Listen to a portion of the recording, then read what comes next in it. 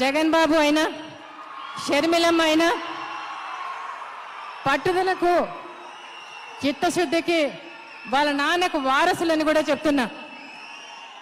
వేరు వేరు పార్టీలకు వేరు వేరు ప్రయోజనాలకు వారి ప్రతినిధులుగా ఉన్నారు. ఇవాళ ఇలాంటి పరిస్థితి మరి ఊహించలేదు ఎవరం కూడా ఇలాంటి పరిస్థితి వస్తుందని. కానీ ఇది దైవ నిర్ణయముగా ప్రజలకు మంచి కోసం ప్రజాహితం కోసం జరిగే కార్యక్రమంగా నేను భావిస్తున్నాను.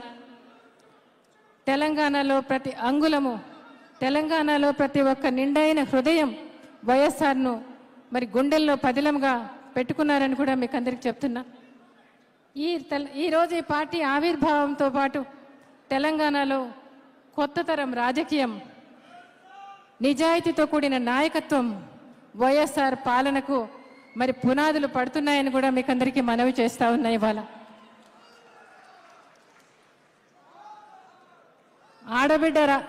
ఒక ఆడబిడ్డ రాజకీయాల్లోకి వచ్చిందంటే చులకనగా చూస్తే భయపడాల్సిన పని లేదు.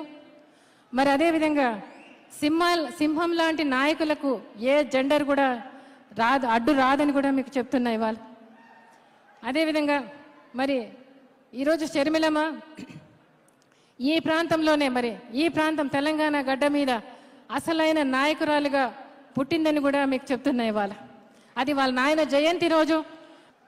ఆనాడు వాళ్ళన్న జగన్మోహన్ రెడ్డి మరి ఆ రోజు పాదయాత్ర చేయాలని కోరినప్పుడు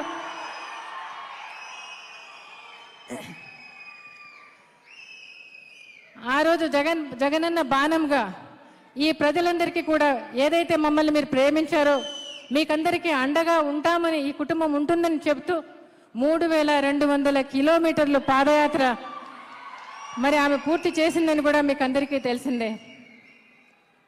ఒక ఆడపిల్ల 3200 కిలోమీటర్లు పాదయాత్ర చేయడం హిస్టరీలోనే, చరిత్రలోనే రికార్డు అని కూడా మీకు చెప్తున్నా. ఇవాళ ఆ రోజున్న పరిస్థితులు తలుసుకుంటే ఈ రోజు కూడా నా ఒళ్ళు గొగురు పొడుస్తుంది. ఇవాళ రాజశేఖర రెడ్డి గారు ఆ రోజు మా మధ్యలో లేరు. ఉన్న 2 బిడ్డలు, ఒక బిడ్డను మరి అన్యాయంగా అక్రమంగా కేసులు పెట్టి జైల్లో పెట్టారు. ఇంకొక బిడ్డ ప్రజల ముందుకు పోయి వారికి కుటుంబం అండగా ఉంటుందని చెప్పాల్సిన బాధ్యత ఉంది అని చెప్పి ఆ బిడ్డను రోడ్డు మీదకి పంపించాల్సిన పరిస్థితి ఆ రోజు నాకు. నిజంగా ఆ రోజు నా మనసు చాలా కృంగిపోయింది. ఒక ఆడపాపను 3000 కిలోమీటర్లు పాదయాత్రకు ఎలా పంపగలను అని నా మనసు చాలా బాధపడింది, కృంగిపోయింది. కానీ షర్మిలమ్మ ధైర్యంగా నాకు చెప్పింది, అమ్మా ఎందుకు నువ్వు 3000 కిలోమీటర్లను చూస్తా ఉన్నావు? రోజు నేను రేపు తిరిగేది 15 కిలోమీటర్లే, ఆ 15 కిలోమీటర్ల వైపే చూడు. నాన్న ఎప్పుడు చెప్పేవాళ్ళు కదా, సమస్య పెద్దదైనప్పుడు దాన్ని ముక్కలు ముక్కలుగా చేసుకొని దాన్ని సాల్వ్ చేసినప్పుడు దాన్ని అధిగమిస్తామని చెప్పలేదా? నీకు జ్ఞాపకం లేదా? రేపు నడిచే 15 కిలోమీటర్లే చూడమ్మా అని చెప్పి పాదయాత్రకు బయలుదేరింది ఆ రోజు. ఆ పాదయాత్ర 52 డిగ్రీలో ఆపలేదు ఆమెను.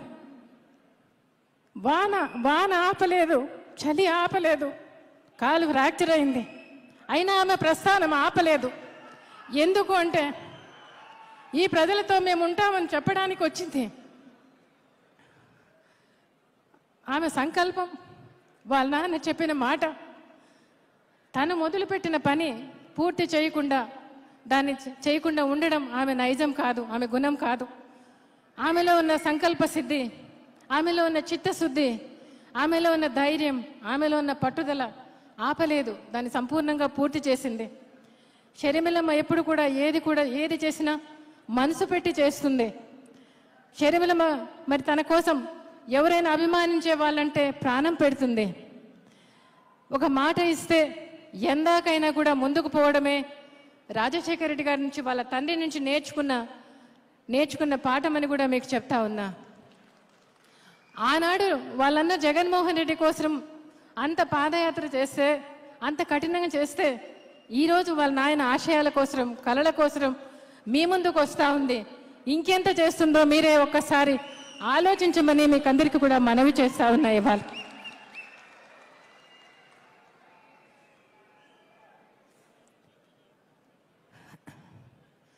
వైఎస్ఆర్ రాకముందు తెలంగాణ గడ్డ మీద రక్త మరకలుంటే మరి వైఎస్ఆర్ వచ్చిన తర్వాత అదే పొలాల్లో మరి నీరు పారటం ప్రారంభమైంది. వైఎస్ఆర్ వచ్చాక తుపాకుల మూతలు ఆగిపోయాయి. మళ్ళీ పల్లె బతికింది, మళ్ళీ గ్రామం నిలబడింది, వలసలు ఆగిపోయాయి. రక్తము కాదు, నీరు మాత్రమే పారాలన్న ఆలోచనలు కేవలం 5 సంవత్సరాల్లోనే దేవాదుల నుంచి కాళేశ్వరం వరకు మరి ఆయన ప్రాజెక్టుల రూపంలో ఆయన హయాంలోనే మొదలయ్యాయని కూడా మీకు అందరికీ గుర్తు చేస్తా ఉన్నా.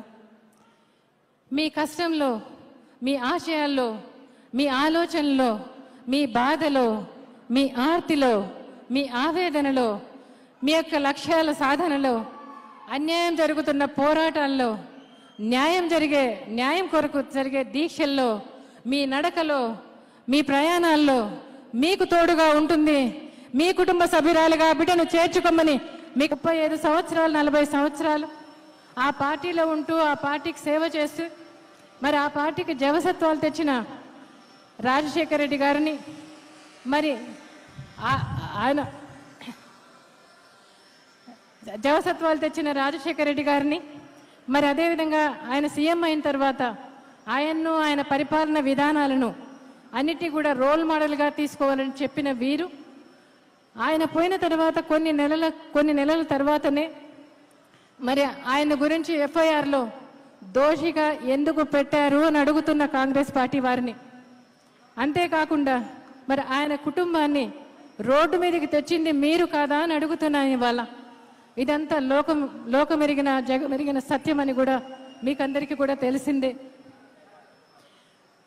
ఓ నాయకుడంటే ఓ నమ్మకం, ఓ నాయకుడంటే ప్రజల కష్టాలను గట్టెక్కిస్తారన్న ఓ భరోసా, ఓ నాయకుడంటే ఆప్యాయత, ఆత్మీయత, ఓ నాయకుడంటే నమ్మకంతో చిరునవ్వుతో మరి ఇచ్చే పలకరింపు, ఓ నాయకుడంటే ఎన్ని కష్టాలు వచ్చినా మిన్ను మీద పడిన మరి చెక్కు చెదురని ధైర్యం, ఓ నాయకుడంటే తన వారికి న్యాయం జరుగుతుందన్న నమ్మకం ఇచ్చే నాయకుడు, ఓ నాయకుడంటే మరి తన వాళ్లకు తన వాళ్ళ వల్ల కష్టాలు నష్టాలు వస్తాయని తెలిసి కూడా వారిని వెనకేసుకొచ్చే తెగింపు, ఓ నాయకుడంటే కొండను ఢీకొట్టే సాహసం, ఓ నాయకుడంటే కేవలం అధికారం మాత్రమే కాదు మరి ఈ మట్టి మీద మమకారం, ఈ మనుషుల మీద మమకారం, ఓ నాయకుడంటే తన జీవితంలో జరిగే